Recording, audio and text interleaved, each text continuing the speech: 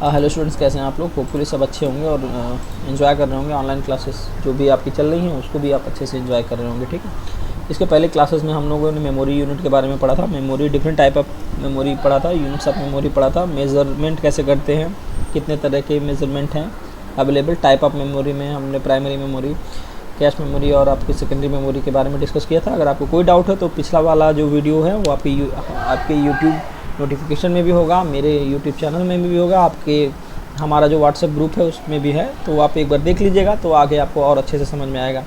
अब आते हैं data transfer between memory and CPU. So what is the meaning of data transfer? Changing place of data one place to another place is called data transfer. Simple, data को एक जगह से दूसरी जगह पर रखना ही डेटा ट्रांसफ़र है।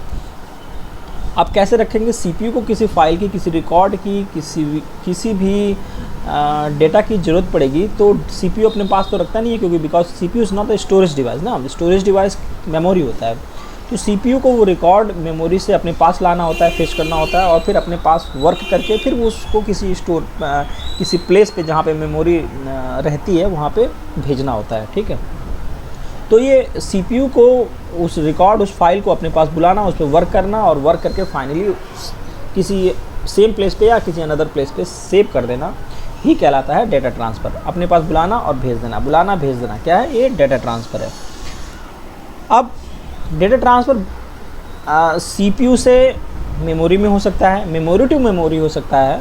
ठीक है, तो ये डिपेंड करता है कि उसका यूज़ क्या है और किस कंपोनेंट से डेटा आप ट्रांसफ़र कर रहे हैं। समझ रहे हैं बात आप? ठीक है, अब चूँकि कोई भी चीज़ ट्रांसफ़र होता है तो उसके लिए एक मीडियम की ज़रूरत पड़ती है। जैसे आपको एक प्लेस से दूसरे प्लेस पे जाना है तो आप साइकिल से जा सकते हैं, बाइक से जा सकते हैं, कार से जा सकते हैं, ठीक है ना, ट्रेन से जा सकते हैं, प्लेन से जा सकते हैं। डेटा कैसे जाएगा? ठीक है ना, तो डेटा दो चीज़ों के हेल्प से जाता है। ठीक है,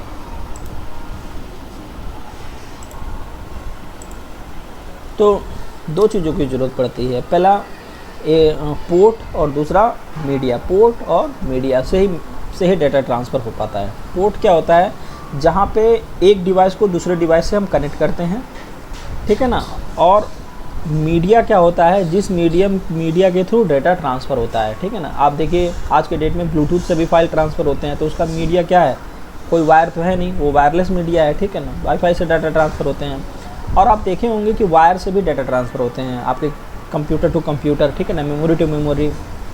ठीक है ना, जैसे आप एक मोबाइल से दूसरे मोबाइल में आप कोई फाइल भेज रहे हैं ब्लूटूथ के थ्रू, तो that is called memory to memory transfer. Okay, तो आपके मेमोरी में होता है और वो आप किसी और मेमोरी में भेज रहे होते हो। तो पोर्ट जो है वो ब्लूटूथ पोर्ट है और जो मीडिया है, आपका जो मीडिया है दैट इज़ वायरलेस मीडिया।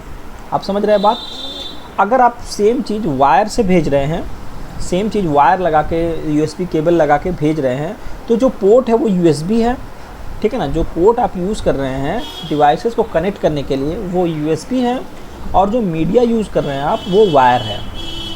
तो आज हम पोर्ट के बारे में डिस्कस नहीं करेंगे, आज हम लोग किसके बारे में डिस्कस करेंगे? थोड़ा सा मीडिया के बारे में डिस्कस करेंगे। ठीक है ना, मीडिया नहीं, एक्चुअली डेटा ट्रांसफ़र, जो डेटा ट्रांसफ़र हो रहा है वो क्या ट्रांसफ़र हो रहा है इसके बारे में थोड़ा सा डिस्कस करेंगे। ठीक है ना, तो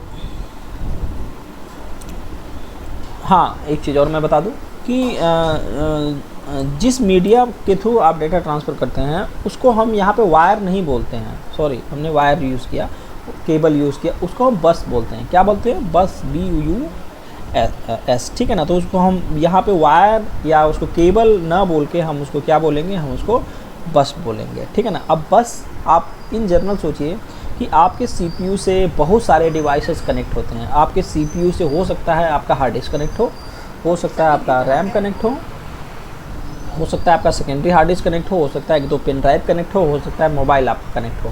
तो आप किस फाइल को कहाँ पे भेज रहे हैं, किस फाइल को कहाँ पे भेज रहे हैं, तो आप क्या क्या इम्पोर्टेंट चीज़ होगी जिस चीज़ की ज़रूरत पड़ेगी। देखिए, आप फिर मेरा प्रॉब्लम समझिए, मैं आपको समझाना चाह रहा हूँ। आपके कंप्यूटर से बहुत सारे स्टोरेज डिवाइसेस कनेक्ट हैं, आप एक फ़ाइल को एक जगह से दूसरी जगह पे भेज रहे हैं, तो सबसे इम्पॉर्टेंट है कि वो सारी चीज़ें किसके थ्रू जाएंगी? बस के थ्रू जाएंगी, जिसको हमने केबल अभी बोला था। ठीक है ना, केबल के थ्रू जाएंगी। तो सबसे पहले क्या जाएगा, जो मेन फाइल है वो जाएगा, वो कहाँ पे है और उसको किस लोकेशन पे जाना है, एड्रेस भी जाएगा। और तीसरी चीज़ कि उसकी स्पीड क्या होगी और वो कितनी बार जाएगा, ये उसको एक कंट्रोल स्ट्रक्चर भी जाएगा। समझ गए। तो जब भी कोई चीज़ ट्रांसफ़र होता है तो जो चीज़ ट्रांसफ़र होता है वो तो जाता ही है, साथ साथ में उसका एड्रेस भी जाता है। जब भी आप कोई लेटर पोस्ट करते हैं या कोई मैसेज सेंड करते हैं तो आपके साथ मैसेज के साथ साथ आपका मोबाइल नंबर और सामने वाले का मोबाइल नंबर भी जाता है, मीन्स कि एड्रेस भी जाता है, ठीक है ना। एड्रेस के बाद उसको एक कंट्रोल स्ट्रक्चर भी जाता है जो उस मैसेज को कंट्रोल कर सके कि हाँ भाई एग्जैक्टली उसी प्लेस पे जा रहा है, कहीं और भटक नहीं रहा है, ठीक है ना। तो जो डेटा ट्रांसफ़र होता है उसमें बेसिकली 3 चीज़ें डेटा में जाती हैं, 3 चीज़ों का कंबाइंड पैकेज जाता है। पहला चीज़ होता है जो मेन डेटा है, ठीक है ना। जो मेन डेटा है, मेन डेटा वो जाएगा, ठीक है ना। तो मेन डेटा के बाद नेक्स्ट जाएगा आपका एड्रेस और उसके बाद जाएगा आपका कंट्रोल स्ट्रक्चर, ठीक है ना। तो जो मेन डेटा जाता है वो डेटा बस के थ्रू जाता है, मतलब डेटा वाले केबल में जाता है। जो एड्रेस वाला पार्ट होता है वो एड्रेस बस के थ्रू जाता है और जो कंट्रोल वाला पार्ट होता है वो कंट्रोल बस में जाता है।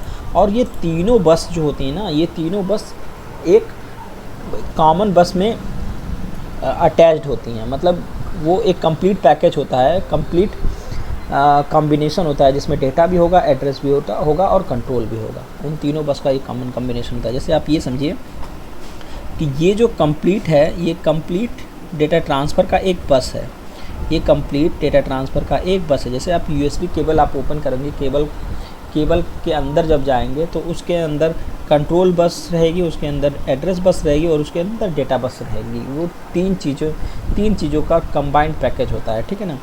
और इससे आप सीपीयू को भी कनेक्ट कर सकते हैं, मेमोरी को भी कनेक्ट कर सकते हैं और इनपुट आउटपुट डिवाइस को भी कनेक्ट कर सकते हैं। मतलब सिंपल यूएसबी केबल अगर आपके पास हो तो यूएसबी केबल से माउस कनेक्ट कर सकते हैं ना, इनपुट आउटपुट डिवाइस को, कीबोर्ड भी कनेक्ट कर सकते हैं। सेम यूएसबी केबल से आप यूएसबी माउस वगैरह कनेक्ट कर सकते हैं, हार्ड डिस्क कनेक्ट कर सकते हैं और आप सीपीयू को भी कनेक्ट कर सकते हैं। समझ गए आप बात। तो ये बहुत इम्पॉर्टेंट आपका डायग्राम है, इसको आप याद कर लीजिएगा पूरी अच्छे से कि जब भी आपको क्वेश्चन पूछा जाएगा कि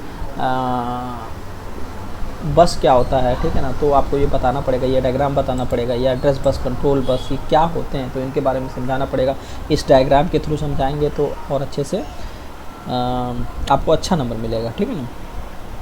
अब आता है आपका micro processor. What is micro processor? Micro processor क्या होता है कि पहले देखिए, आपके पहले जो कंप्यूटर थे वो काफ़ी लार्ज साइज़ के थे, ठीक है ना।